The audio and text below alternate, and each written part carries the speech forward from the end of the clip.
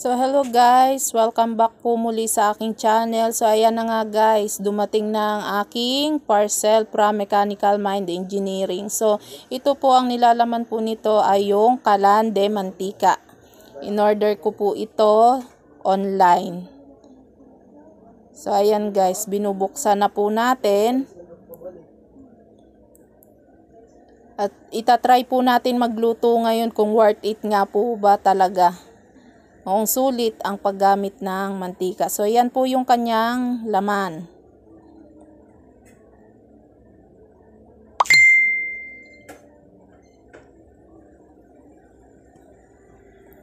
So yan.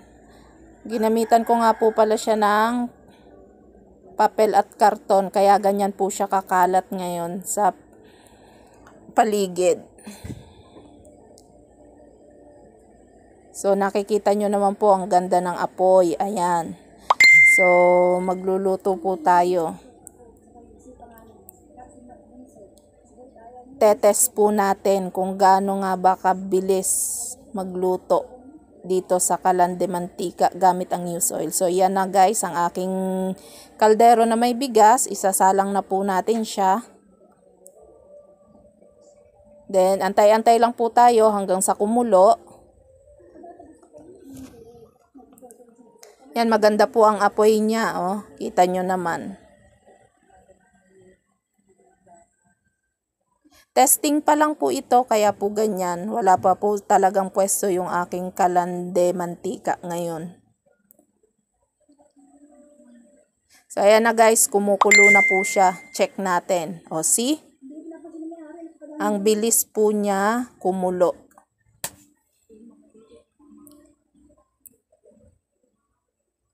So, saglit lang po, ayan na, luto na po siya.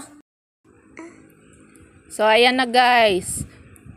Bibigyan natin ng 10 star ang mechanical engineering para sa produkto niyang ito.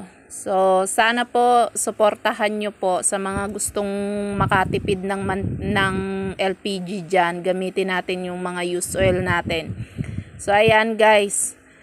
Kanina, hindi ko po mahanap yung oil controller pero nakipag-ugnayan po ako sa Mechanical Mind Steel Fabrication kaya yan.